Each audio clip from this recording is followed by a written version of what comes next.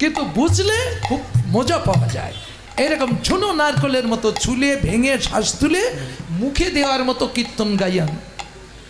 যারা মাথা ঠান্ডা করে আমার কথাগুলো শোনে তারা বোঝে, আর যারা উড়ুক হই গোবিন্দায় নমঃ তারা কিন্তু বোঝে না। চঞ্চল মনে চঞ্চল মস্তিষ্কে সনাতন ধর্ম বোঝা যায় না। শান্ত হতে হবে, শান্ত। তাই কি হেরিন অপরূপ গোড়ার উপনিধি, কত চাঁদ নিঙ্গারিয়া নিরমিল ভীতি।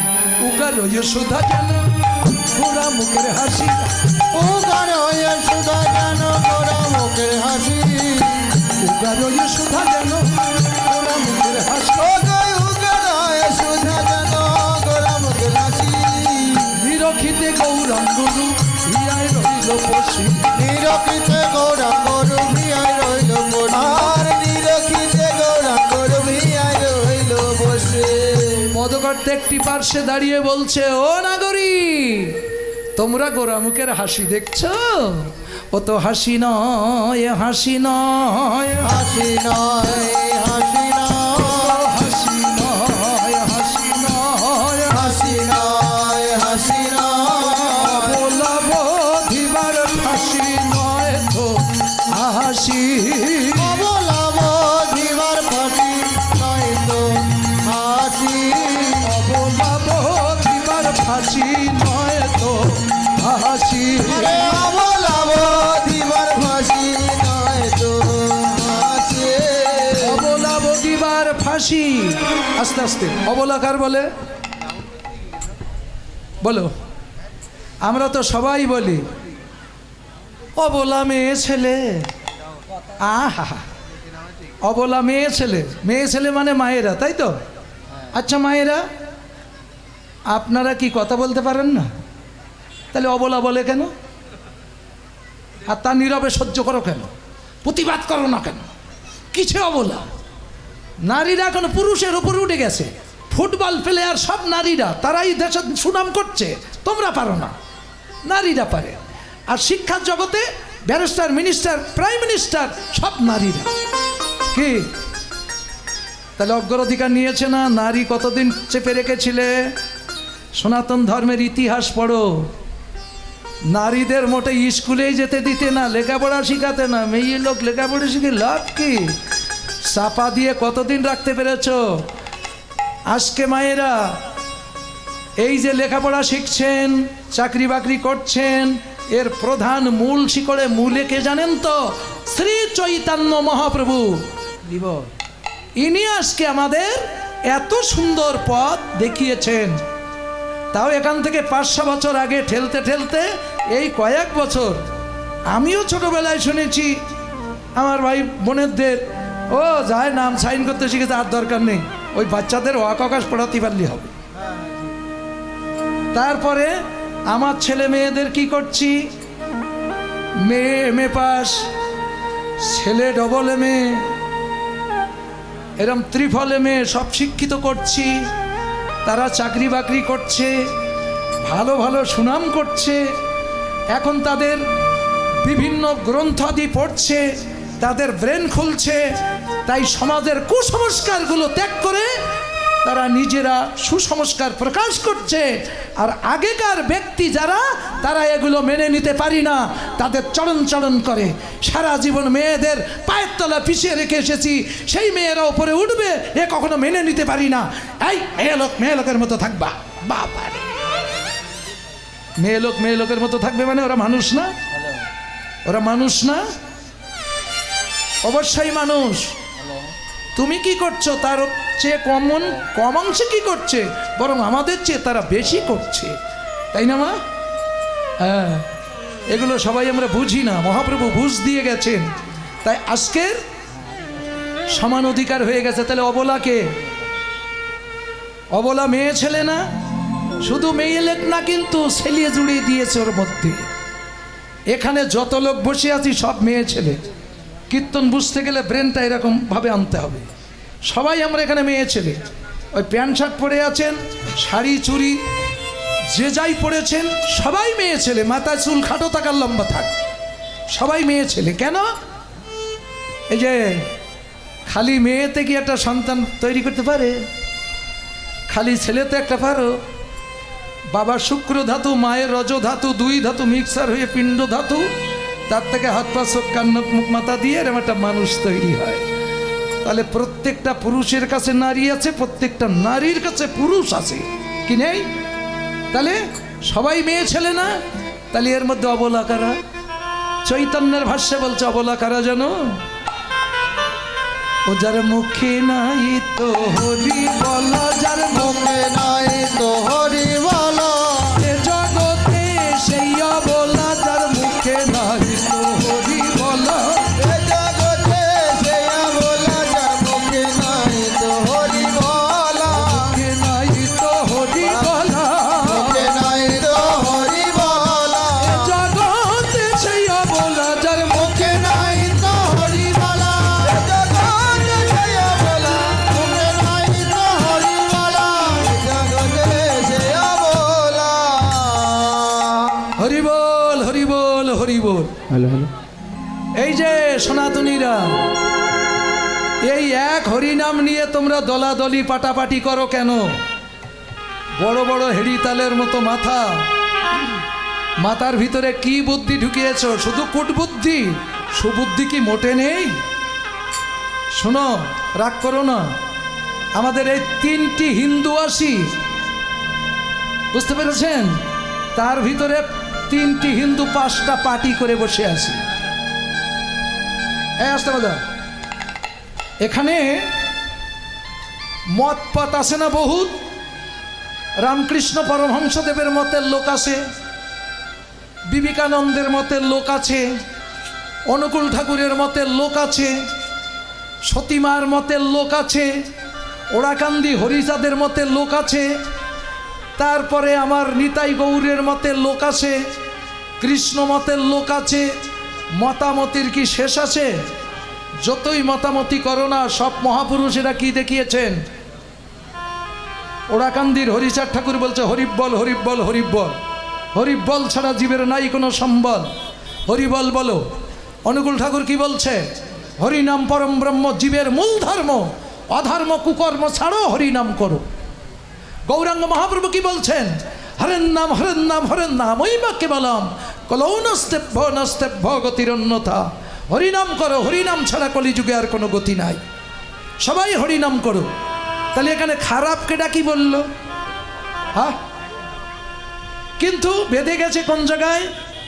খাওয়া শোয়া, খাওয়া শোয়ায় বেঁধে গেছে। ওরা মাছ মাংস খায়, ওদের কি ভগবানের ভোজন হয়?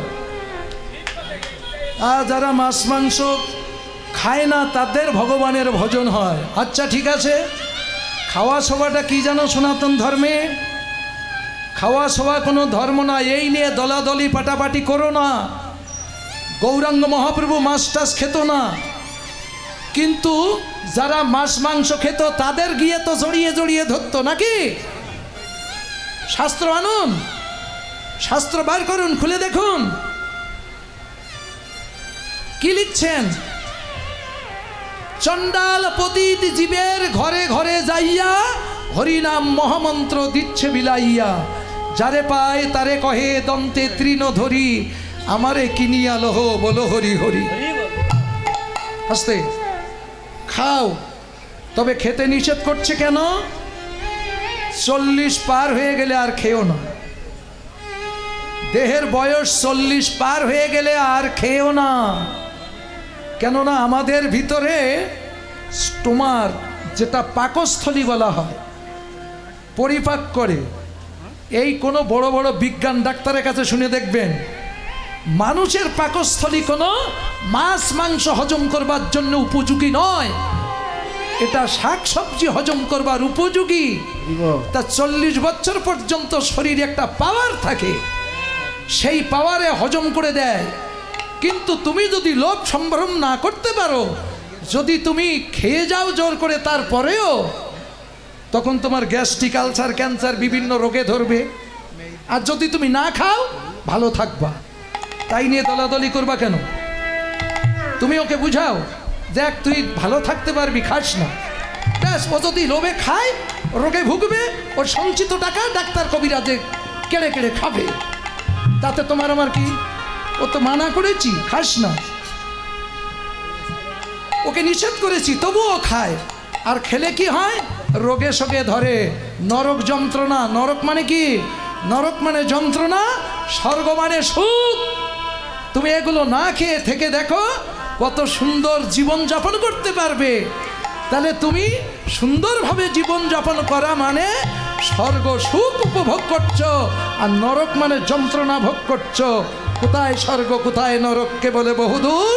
এই মানুষের মাঝে স্বর্গ নরক, মানুষ এই সুরার বল হরি বল। নগদ মাল, কোনো বাকি ঝুঁকি নেই আমার দোকানে, বুঝলেন তো? রাগ করেন না যেন। তবে ব্রেন চাই, ব্রেন, মাথা চাই, যে মাথায় ধরে রাখতে পারবে।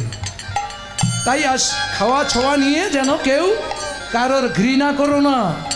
এ মায়েরা, মানুষ তো আমরা সবাই না? তাহলে যে মাছ খায় ওর ভিতরে পরমাত্মা আসে, যে খায় না তার ভিতরে পরমাত্মা আসে। তুমি ঘৃণা করবা কাকে? তুমি ভগবানকে ভালোবাসো না? তোমার ভগবান গীতায় কি বলেছেন? আমি সর্বভূতে বিরাজমান। তাহলে যে মাছ খায় তার ভিতরে ভগবান যদি থাকতে পারে, তুমি আমি কোন ছাড়? তুমি ওকে ভালোবেসে আপন করে নিতে পারো না? সঙ্গগুণে রং ধরে, সতের সঙ্গে সঙ্গ করিলে সতের বরণ হয়। এরকম করে জালালি তো আর কীর্তন গাওয়া যায় না। আমার লাইনটা ঠিক রাখো, ওই দেখো। Hello hello hello hello hello. আমার এইটা দে বাবা, সব কটা বন্ধ কর। এইটা দে, বাইরে হরেন টরেন সব বন্ধ করে দে, কোনো অসুবিধা হবে না। ও কারেন্ট, বাবা দেখ, কারেন্টের ভরসা করি এখন আর এই অনুষ্ঠান চলে না। ওরা একটু তেলের ব্যবস্থা কর, আর না আমাদের তেল গলি যাবে আসতে। তাহলে কথার মধ্যে কথা ঢুকলে, মানুষকে ঘৃণা করো না। মহাপ্রভু কি বলেছেন? নামে রুচি, জীবে দয়া, বৈষ্ণব সেবন, ইয়া বই ধর্ম নাই, শুনো সনাতন। কে? গৌরাঙ্গ মহাপ্রভুর বাণী, আদর্শ মানো কি তোমরা? এই জন্যে অনেক লোক কিন্তু আমার দেখতে পারে না, অনেক মানুষ আমার দেখতে পারে না। আমার দেখলে আমার কীর্তনে পর্যন্ত আসে না। দূর, হরিদাস গাচ্ছে, ও শুধু মনে ব্যথা দেওয়া কথা কয়। তো ব্যথা কাল লাগে? আমি কি বাড়ি কি কম দিচ্ছি নাকি তোমাদের? যার যেখানে ব্যথা আছে তার সেই জায়গায় লাগে। কেননা সত্য জীবনে কেউ সহ্য করতে পারে না। সত্য সবসময়ের জন্য অপ্রিয়, অপ্রিয় হলোই এটাই সত্য। তাহলে তুমি কাউকে ঘৃণা করতে পারবে না। নামে রুচি করো, জীবে দয়া করো, আর বৈষ্ণবের সেবা করো। কে বৈষ্ণব? তোমরা বৈষ্ণব দেখো, তিলক তুলসীর মালা দেখে বৈষ্ণব দেখো, আচার আচরণ দেখে বৈষ্ণব দেখো। মাছ না খায় সেইটি বৈষ্ণব, আর যে মাছ খায় সে বৈষ্ণব না। কিন্তু মহাপ্রভুর আইনি কি বলছে? এখানে যত ব্যক্তি আসবে, হিন্দু মুসলিম বৌদ্ধ খ্রিস্টান যেই আসুক, এই উদয় বাবুদের চোখে সবাই কিন্তু বৈষ্ণব। সবাইকে বৈষ্ণব জ্ঞানে সেবা করতে হবে। আর এখানে যদি তাদের মনে উঁচু নিচু ছোট বড় হয়, এদের পুণ্যের চেয়ে পাপের বোঝা ভারী হবে। এটা মাথায় রেখেন। এখানে সবাই বৈষ্ণব। কেন? বিষ্ণু জানায়তি বৈষ্ণব। বিষ্ণু তত্ত্ব জানো? তাহলে শোনো। সৃষ্টিকর্তা সনাতনীদেরকে ব্রহ্মা না? ব্রহ্মার জন্ম কোথার থেকে? বিষ্ণুদেবের নাভিপদ্মের থেকে, নারায়ণের নাভিপদ্ম থেকে ব্রহ্মার জন্ম। শাস্ত্রজ্ঞ তারা একটু জানবে, যারা শাস্ত্র পড়ে না তারা তো বুঝবে না, শুনে রাখো। তাহলে বিষ্ণুদেবের নাভিপদ্মের থেকে ব্রহ্মার জন্ম। তাহলে ওয়ার্ল্ডের মূল শিকড় আমাদের এক জায়গায় না? এর ভিতরে আবার দলাদলি করো কি নিয়ে তোমরা? সবাই বিষ্ণু তত্ত্ব সবার ভিতরে আছে। এখানে সবাই বৈষ্ণব। মহাপ্রভুর আদর্শ ছিল গোটা পৃথিবীটাই হবে শুধু এক জাতি, সেটা হলো বৈষ্ণব জাতি। আর এই তত্ত্ব যত সময় তুমি না জানবা, তত সময় তুমি বৈষ্ণব বলে মানতে পারবা না কাউকে। নামে রুচি, জীবে দয়া, বৈষ্ণব সেবক। এই বৈষ্ণবের সেবা করো, সাক্ষাৎ ভগবানের সেবা হবে। তোমার ভগবান এখানে একটা ছবি তৈরি করে দিয়েছো, এই যে বাতাসা 2 গামলা ভর্তি করে রেখেছে, একখানা তুলে খায়নি সারাদিন। কত লোকের বাড়ি পাথরের মূর্তি, সোনার মূর্তি, পিতলের মূর্তি, রূপোর মূর্তি তৈরি করে রেখেছো, ওই বাসি হাতে এই আট নিয়ে দাঁড়িয়ে আছে। জীবনে কোনোদিন একখান বাতাসা কি, একটা সন্দেশ কি, এক চিমটি চিড়ি কি, একটু কোনো কিছু আপেল টাপেল আঙুর টাঙুর অনেক কিছু দাও, খায়? কোন ভগবান খায়? সব এই ভগবানেরা খায়। এটা বাস্তব। তাহলে ওটা কেন? এটা হলো ভক্তির প্রতীক। ক্লাস 1-এ যারা পড়ে তাদের তো সরে অ সারে আ পড়া লাগবে নাকি? এগুলো না পড়লে তো হবে না। উত্তম ব্রহ্ম সদ্ভাব ধ্যান ভবচ্ছ মাধ্যম অধম তপস্য বাহ্য পূজা অধমের অধম। তাহলে আমি জানি বাহ্য পূজা অধমের অধম, তবু আমার বাড়ি মূর্তি কেন? এইসব সাধারণ যারা এই আত্মতত্ত্ব জানে না, তারা আপনার আমার দেখে মাথা নিচু করবে না, কিন্তু ওই জায়গায় এসে মাথাটা নত হবে। তাই করুক না, মাটিতে মাথা নত করুক। মাটিতে নত করলে সবার চরণে পৌঁছে যাচ্ছে।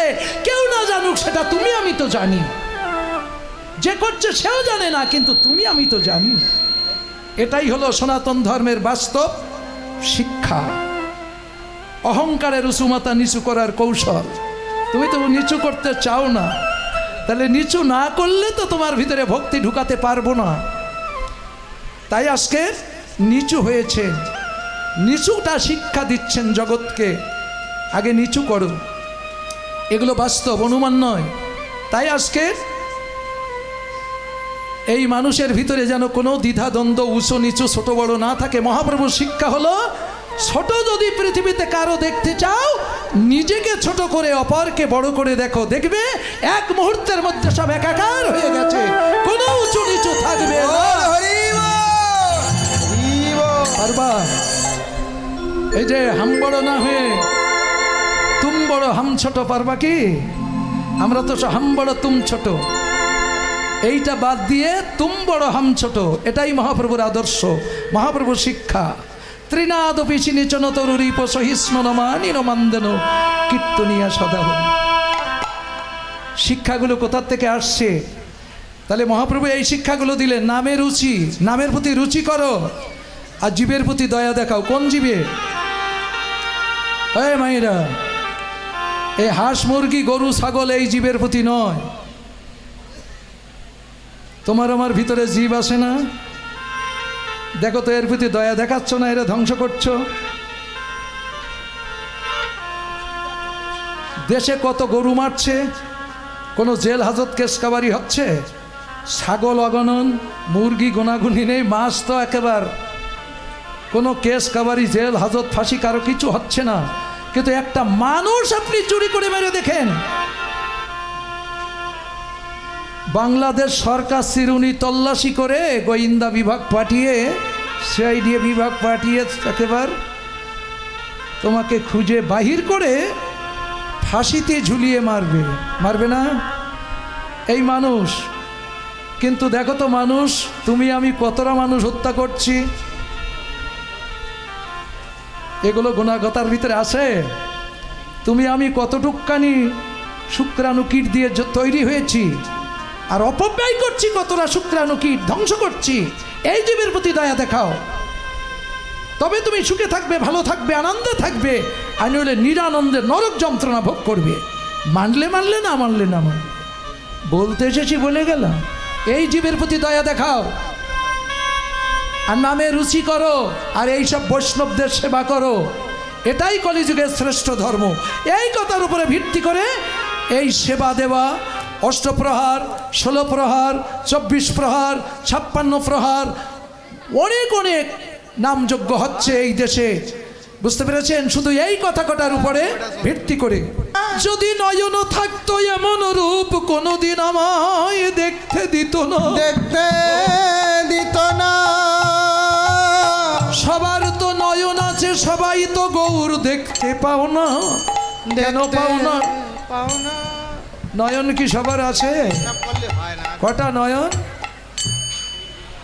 ও বাবাজি, মায়েরা, নয়ন কটা? ধারাপাতে যান, ধারাপাতে ছোটবেলায় পড়েছিলেন না? একে চন্দ্র, দুয়ে পক্ষ, তিনে চোখ। চোখ। নেত্র, নেত্র মানে কি? নেত্র মানে চোখ। তাহলে আমাদের তো কারো তিনটি নেই, সবার তো দুটো করে না। আর একটা চোখ দেখতে পাচ্ছ না, সেই চোখটা দেখানোর জন্য বেদ মন্ত্র ব্যবহার করে ওয়ার্ল্ডে সবাই। সে মন্ত্রটাও বলে দেই, অজ্ঞান তিমিরান্ধস্য জ্ঞানেঞ্জন শলাকয়া চক্ষুরুন্মিলিতং যেন তস্মৈ শ্রী গুরবে নমঃ। সবাই বলো এই মন্ত্রটা, যত মতপথ থাকে এই মন্ত্র সবাই ব্যবহার করো। তাহলে আমরা কি কানা? চক্ষুরুন্মিলিতং মানে গুরু যখন ধরিনি তখন কি কানা ছিলাম? দেখতে পাইনি? তাহলে গুরু ধরার পরেও আবার এই মন্ত্র বলছি কেন? নিশ্চয় যে নয়ন দিয়ে আমার গৌর রূপ দেখা যাবে, আমি যে একটু আগে গৌর তৈরি করে দেখালাম, ওই রূপ দেখার জন্য যে চোখ লাগবে, এই চর্মচক্ষে জীবনে কোনোদিন কেউ দেখতে পায়নি, পায় না, পাবে না। সেটা কি? দিব্য চক্ষু উন্মিলিত না হলে দিব্য রূপ দর্শন হবে না। তাই সে চক্ষুটা উন্মিলিত করতে গেলে গুরুর কাছে যেতে হয়। গুরু জ্ঞানের শলাকা যেদিন ঢুকিয়ে দেবে রড লাইটের মতো, সেদিন তিমির অন্ধকার দূর হবে, জ্ঞানময় দিব্য দৃষ্টি প্রস্ফুটিত হবে। সেই দিব্য দৃষ্টি দিয়ে দিব্য রূপ দর্শন হয়। তাই বলছে তস্মৈ শ্রী গুরবে। চক্ষুর উন্মিলিত করে দেয় তখনই। এই জন্যে গুরু ধরতে হয়, একটু চেতন গুরু ধরো, চৈতন্য গুরু। অচৈতন্য গুরু ধরলে সব মাল পাবে না। তাই বলছেন চোখ সবার আছে, তবে আমার মনে হয় সে দেশের মানুষের চোখ ছিল না, তাই এমন রূপ আমায় দেখতে দিল। আহারে অবিধি, আমার তো দু নয়নে মেটে না রে। দোনয়নে মেটে না রে। সহস্র নয়ন দিলি না রে, আমার দু নয়নে মেটে না রে। কেন সহস্র নয়ন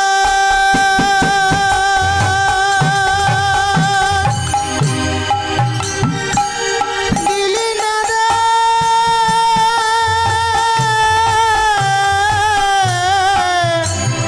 দোনয়নে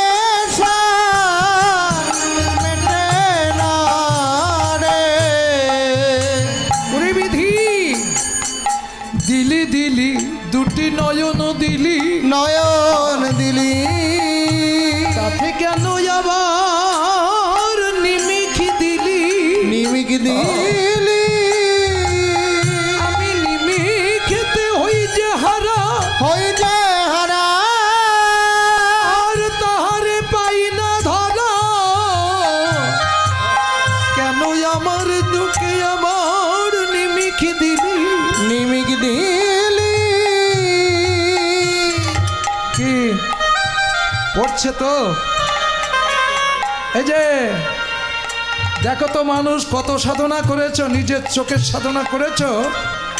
কীর্তন শুনবা, আমি 3 ঘন্টা থাকবো, তাই 3 ঘন্টা অপলক দৃষ্টিতে শুধু আমার দিকে তাকিয়ে থাকো তো, দেখি কোন ব্যক্তি পারো।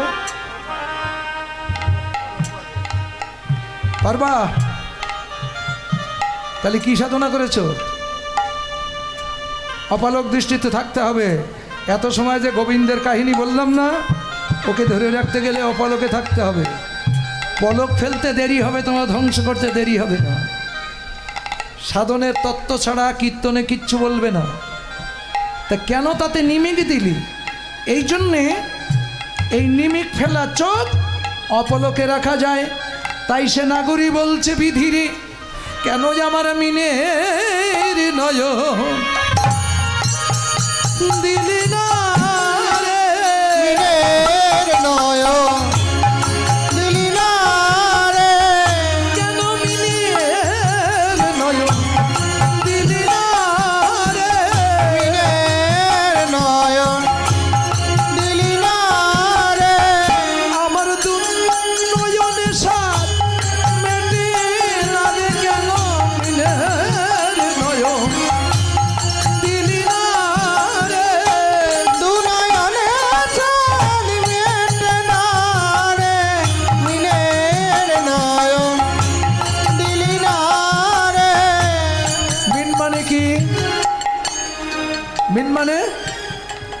বাঘ বাঘ।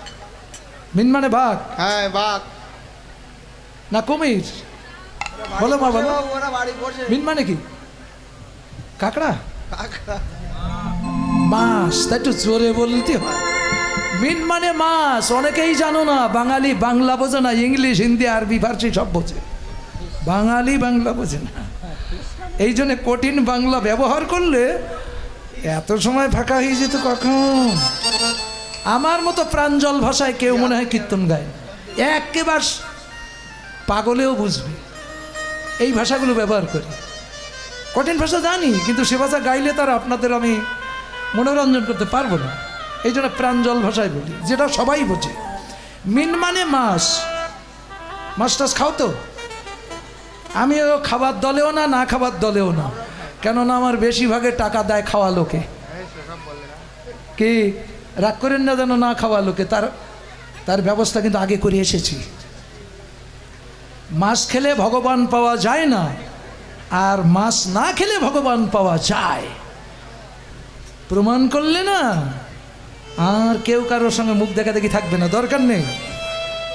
মেন দরকার ভক্তি।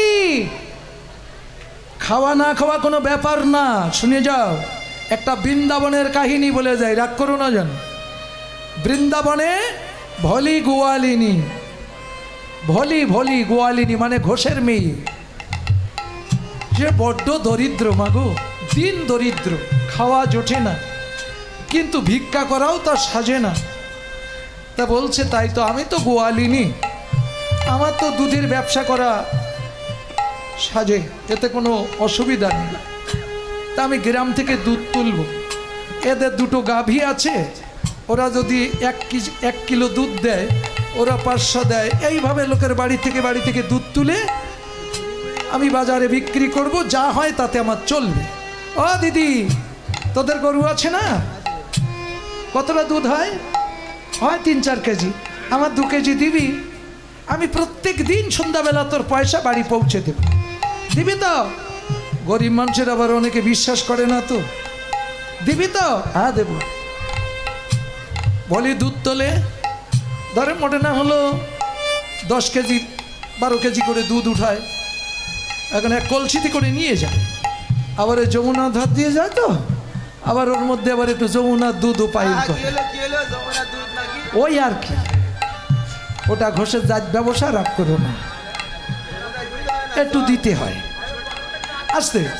এখন ভলিও কাজ করে, ওই যমুনার থেকে একটু জল পাইল করে, যা বলন টলন হয় ওই বাজারে বিক্রি করে যা হয় তাতে চলে, বেশ কিছু পয়সা সঞ্চয় হচ্ছে। ভলির মনে মনে স্বাদ জেগেছে, সবাই গোবিন্দ সেবা দেয়, আমার স্বাদ আছে, সাধ্য নেই, কি করে গোবিন্দ সেবা দেব। কিন্তু গোবিন্দ মন্দিরের সামনে দিয়ে দুধ নিয়ে যায়। ভলি বলছে, এখানে তো গোবিন্দ সেবা হয়, আমি যদি এখানে একটু করে দুধ দেই, তাহলে আমার দুধটা তো গোবিন্দ সেবায় লাগবে। একদিন ওই প্রাচীন গোবিন্দ মন্দির বৃন্দাবনে, যারা গেছেন তারা জানেন, ওই মন্দিরের পূজারীকে ডেকে বলছে, বাবাজি, ও বাবাজি। কি মা? বলি, আয় আয় আয়। বাবাজি, আমি যদি গোবিন্দ সেবার লাগি একটু করে দুধ দেই, আপনি নেবেন? ও মা, তুই ভলি মা, গোয়ালিনী, কৃষ্ণ ভক্ত, আমার গোবিন্দের বংশে তোর জন্ম, তোর দুধ কেন নেব না? অবশ্যই নেব। তাহলে বাবাজি একটা গ্লাস দেন, আজকে থেকে শুরু করি, প্রত্যেক দিন দেব। একটা গ্লাস দিয়েছেন ভলি, ওই গ্লাসে 1 গ্লাস দুধ দিয়ে মন্দিরের দাওয়ায় রেখে চলে গেছে। পরের দিন আবার এসে ওই 1 গ্লাস দুধ দিয়েছেন। তারপরের দিন ভলি দুধ তুলে ওই যমুনার জল পাইল করতে যেয়ে না, ওই জলের সাথে ছোট্ট একটা মাছ ওই দুধের মধ্যে ঢুকে গেছে। ভলি তা খেয়াল করিনি। এখন মাছ কি দুধের মধ্যে থাকতে পারে? ও লাফালাফি করছে কলসির মধ্যে, ভলি জানে না, ছোট্ট মাছ তো। এখন এসে যখন ওই মন্দিরে এসে বলছে, বাবাজি গ্লাসটা দেন, যেই গ্লাস দিয়েছে ও দুধ ঢালছে, দুধের সঙ্গে ওপরে ছিল তো, দুধের সঙ্গে ওই গ্লাসের মধ্যে ঢুকে গেছে। ভলি দুধের গ্লাসটা রেখে চলে যাচ্ছে, বাবাজি দেখে দুধ নড়াচড়া করে। বলে, নড়ে কেন দুধ? ওটা ছেঁক নিয়ে আর পাত্র এনে ছেঁকে দেখে ছোট্ট একটা মাছ। ভলি, আই ভলি, দাঁড়া, অস্পৃশ্য কোথাকার, নিন্দুক কলেবান, তুই আমার গোবিন্দ সভায় মাছ দিয়েছিস, জীবনে কোনোদিন যেন তোর মুখ দর্শন না করি, দুধের গেলা ছুঁড়ে ফেলে দেবে, দূর হয়ে যা, কোনোদিন যেন তোর এই মন্দিরের ত্রিসীমানায় না দেখি। তুই আমার গোবিন্দ সভায় মাছ দিয়েছিস। ভলি বলছে, আমি তো মাছ দেইনি, মাছ এলো কোত্থেকে আমি তো জানি না। আজকে আমার দুধ গোবিন্দ সেবায় লাগলো না, এ দুধ আমি বাজারে বিক্রি করব না। কত লোক হয়তো গোবিন্দ সেবায় দেবে, মাছ এলো কোত্থেকে আমি তো জানি না। ভলি কাঁদতে কাঁদতে কলসি কাকে করে ঘরে এসেছেন। ঘরে এসে ওই কান্নাকাটি করছে, করছে, গোবিন্দ আজকে আমার দুধ তোমার সেবায় লাগলো না, আমি ভিখারি, কত কষ্ট করে দুধ তুলে তোমার সেবা দেই, আজকে তোমার দুধ তোমার সেবায় লাগলো না, আমিও সেবা করব না, এই দুধ আমি আর বাজারে বিক্রি করব না, তোমার সেবায় যখন লাগলো না আমি এ দুধ বাজারে বিক্রি করব না। ভলি সারাদিন অনুতপ্ত হয়ে দুই চোখের জলে ভাসছে। বেলি অবসানকালে একজন বাবাজি এসেছেন, বৃদ্ধ বাবাজি এসে ডাক দিচ্ছেন, ভলি, ভলি, তুই কি আমায় ভুলে গেলি, ভুলে গেলি, ও মা ভলি,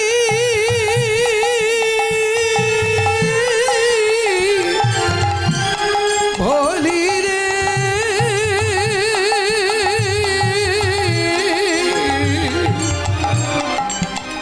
তুই কি আমায় ভুলে গেলি, ভুলে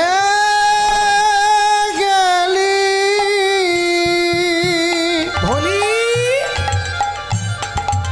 ভলি একটু ঘুমের তন্ত্র মতো এসেছে, কে ডাকে আমাকে, এই জগতে তো এমন করে ডাকার মতো আমার কেউ নেই, কে ডাকে।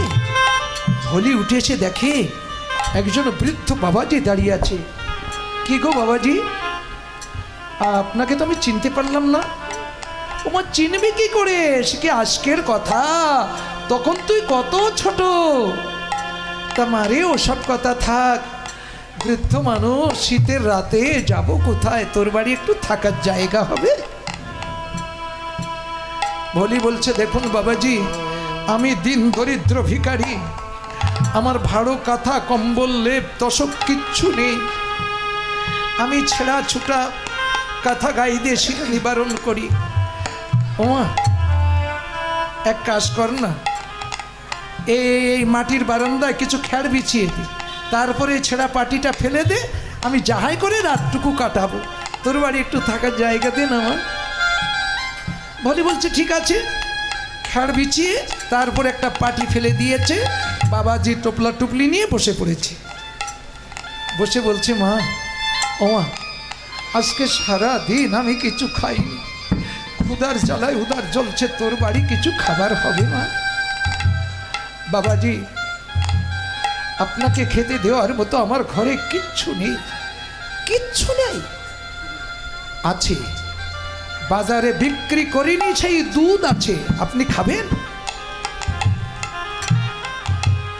কেন খাবো না? শোনেন, ওই দুধ গোবিন্দ মন্দিরে দিতে গিয়েছিলাম, ওই দুধের ভিতরে একটা ছোট্ট মাছ পাওয়া গেছে, মাছ পাইল করা দুধ কি আপনি খাবেন? আরে মা, ওর ভিতরে মাছ তো আর নেই, কত জল আমরা খাই, পুকুরের জল, নদীর জল, গঙ্গার জল, ওতে মাছ নেই, ও তো খাই, তো খেলে আর অসুবিধা কি, তুই দে না মা। দেখেন, আমি কিন্তু কোনো পাপের ভাগিটাগি হতে পারবো না, আমি কিন্তু আপনাকে বললাম, আরে মা তুই দে না, আমার ক্ষুধা লেগেছে। ভলি সেই দুধের কলসি এনে বাবাজির কাছে দিয়েছেন। বাবাজি না ঠান্ডা দুধ ঢক ঢক করে পৌষ মাঘ মাসের সন্ধ্যার রাতে খেয়ে নিয়েছে। আর জানেন তো আমাদের দেশে যা শীত, তার চেয়ে দ্বিগুণ শীত বৃন্দাবনে। শীত বেশি, উত্তরপ্রদেশ তো। এখন বাবাজি ঠকঠক করে কাঁপছে, শীতে কাঁপতে কাঁপতে না কাঁথিয়ে পড়েছে। বাবাজির গায়ে একটা শাল আছে। বলুন তো বাবা, এই যে কঠিন শীত, আমাদের দেশে বড় একটা শালে শীত মানায়? বাবাজি শাল গায়ে দিয়েও কেঁপে কেঁপে উঠছে, কাঁপছে।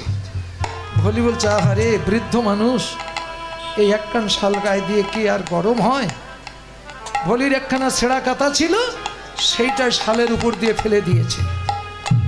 বাবাজি চাপটি মেরে ঘুমিয়ে পড়েছেন, ভলিও ঘুমিয়ে পড়েছেন। কিন্তু বাবাজি কোন রাতে কখন উঠে সে শাল রেখে ছেঁড়া কাঁথা নিয়ে চলে গেছে। ভলি সকালবেলা উঠে দেখে বাবাজি নেই, সে শালখানা ফেলানো, ছেঁড়া কাঁথাখানা নিয়ে বাবাজি চলে গেছে। অলৌকিক লীলা। মানুষের কিছু কিছু বিশ্বাস আনয়ন করবার জন্য অনেক লীলা খেলা করেছেন তিনি। এইবার ভলি কি করলো, সেই শালখানা গায়ে দিয়ে সকালবেলা উঠান ঝাড়ু দিচ্ছে। কিন্তু ওই গোবিন্দ মন্দিরের পূজারি ভলির বাড়ির সামনে দিয়ে পর রাস্তা এরকম যাচ্ছে, যেতে গিয়ে দেখে ভলির গায়ে শাল। যে ভলির 3 বেলা 3 মুঠো খাওয়া জোটে না, শাল পেল কোথায়? এ শাল যে আমার গোবিন্দের শাল। নিজের হাতের জিনিস দেখলে চেনো না কি? এই যে আমার গোবিন্দের শাল। তখন দাঁড়িয়ে গেছে, দাঁড়িয়ে বলছে, এই ভলি, কাল তোর দুধ গোবিন্দ সেবায় দেয়নি, ফেলে দিয়েছিলাম বলে তুই আমার গোবিন্দের শাল চুরি করেছিস। এই যে আমার গোবিন্দের শাল তুই কোথায় পেয়েছিস?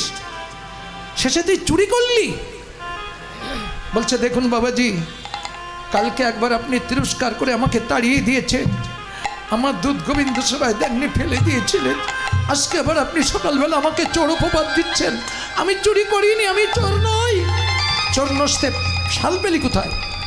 তাহলে শুনুন, কালকে বাজারে দুধ বিক্রি করিনি, বাড়িতে এনে সারাদিন আমি কাঁদছিলাম, আমার দুধ গোবিন্দ সেবায় লাগলো না। সন্ধ্যাবেলা একজন বাবাজি এসে আমার কাছে বলছে, মারে তোর বাড়ি একটু থাকার জায়গা দিবি? এই দেখো সেই ছেঁড়া পাটি ফেলানো খেড়ের উপরে বাবাজি এখানে বিশ্রাম করছিল, আমি একটা বালিশও দিতে পারিনি। তারপরে সেই দুধ উনি ঢকঢক করে খেয়ে নিয়েছেন, ঠান্ডা দুধ পান করে সে কাঁপছিল, তাই আমি শালের উপর দিয়ে ছেঁড়া কাঁথাখানা ফেলেই দিয়েছিলাম। বাবাজি কোন রাতে কখন উঠে চলে গেছে আমি জানি না, তার শালখানা মনের ভুলে ফেলে রেখে গেছে, আমার ছেঁড়া কাঁথাখানা নিয়ে গেছে। বাবাজি মানুষ তো, মাথা ঠিক নেই। ভক্তি মার্গে মানুষ যখন যায় তখন তার বাহ্যিক স্মৃতি শূন্য হয়ে যায়, অর্থ ঐশ্বর্য গাড়ি বাড়ি টাকা পয়সার দিকে খেয়াল থাকে না। আর আমাদের মতো বুদ্ধিজীবীদের কাছে সেসব ব্যক্তিগুলো হলো পাগল। এই জন্যে ভক্তি মার্গে হলো পাগল পাগলির খেলা, এ সবাই বুঝে পারে না। তাই আজকে তুমি আমাকে আর চোর অপবাদ দিও না বাবাজি। দাঁড়া, আমি যাচ্ছি মন্দিরে, দেখি যদি গোবিন্দের গায়ে শাল না থাকে তোকে নিয়ে আজকে বৃন্দাবনে শালি জমাচাবো, তোকে বৃন্দাবন ছাড়া করব, তোকে বৃন্দাবনে আমি রাখবো না। বাবাজি এসে চাবি দিয়ে যখন তালা খুলে দরজার বাল ফাঁক করেছে, দেখে আমার গোবিন্দের গায়ে সেই ছেঁড়া কাঁথা জড়ানো। বাবাজি তো দেখে আছাড় খেয়ে পড়েছে, বলছে, গোবিন্দ, জ্ঞান হওয়ার পর থেকে আমি তোমার সেবা পূজা করি, কোনোদিন তোমার আসল স্বরূপ আমি দর্শন করতে পারিনি। যে দুধে জল মিশিয়ে বাজারে বিক্রি করে, তুমি সেই ভলি গোয়ালিনীর বাড়ি যে মাছ মিশানো দুধ খেয়েছো। তুমি ভক্তের ভগবান, তোমার ভক্তকে কষ্ট দেবে না বলে তুমি এই রূপে তার কাছে যে তার বাচ্চা পূর্ণ করেছো। ভগবান, আমি কি অন্যায় করেছি? আমি কোনোদিন তোমার আত্মস্বরূপ দর্শন করতে পারি না।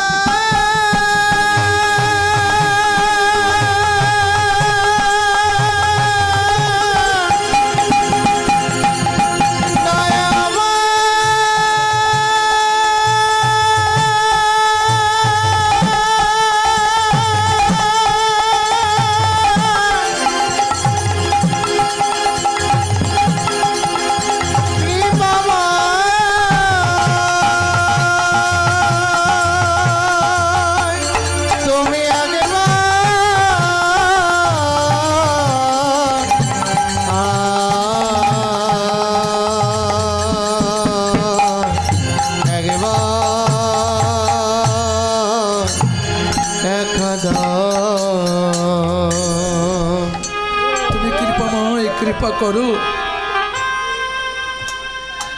তখন বলছে, বাবাজি দরজার আল ঠেলে ধরে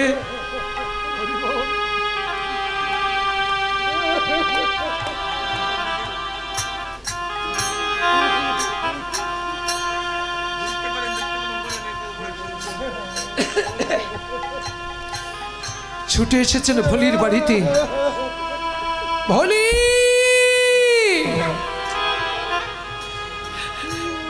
ও মা ভলি,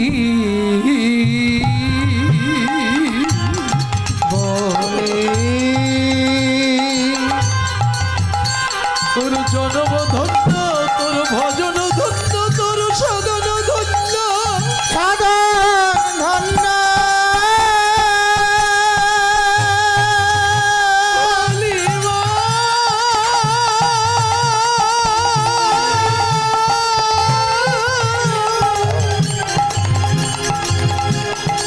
সারা জীবন ধরে সেবা করে আমি কি পেলাম?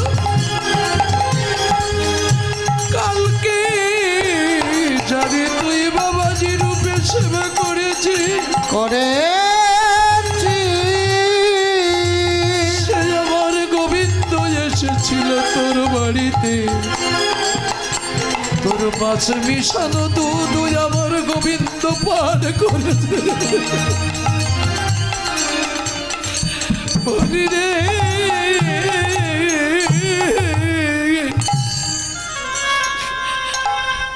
ভগবান কোনোদিন ভক্তের কষ্ট দিতে চাই না। আমি কি করেছি? কোনোদিন আমি তো এমন ভাবে গোবিন্দের সেবা করতে পারিনি। ওরে, তুই যদি বিশ্বাস না করিস আমার সাথে চল, তোর সেই ছেঁড়া কথা আমার গোবিন্দের গায়ে জড়ানো। ভলি যদি চুরি করতো তালা খোলা চাবি তো লাগতো নাকি? চাবি তো তার কাছে ছিল না। ভক্তের ভগবান, যেখানে ভক্তি থাকে, ভক্তি ভরে ভগবানকে ডাকলে ভগবান কিন্তু ভক্তকে কখনো নিরাশ করে না। ভগবান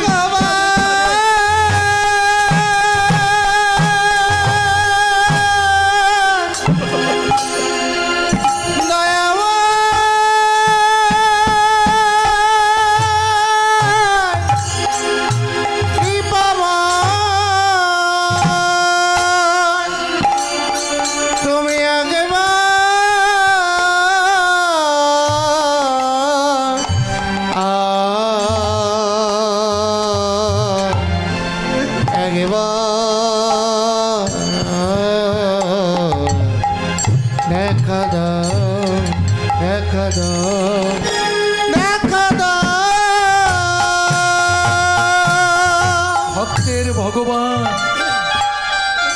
অভক্তের কেউ না। দরকার হলো ভক্তি। ভক্তি যদি থাকে, ভগবান খুঁজতে গয়া কাশী শ্রীক্ষেত্র হরিদ্বার পরাগ বৃন্দাবন কোথাও যাওয়া লাগবে না। যেখানে ভক্তি আছে আমার ভগবান সেখানে ছুটে যায়। আমরা যেমন ধন টাকা পয়সার কাঙাল, আর আমার ভগবান হলো শুধু ভক্তির কাঙাল। তাই যে ভক্তের কাছে ভক্তি থাকে, ভগবানের বিবাদে সেখানে ছুটে ভক্তের সঙ্গে মিলন হয়।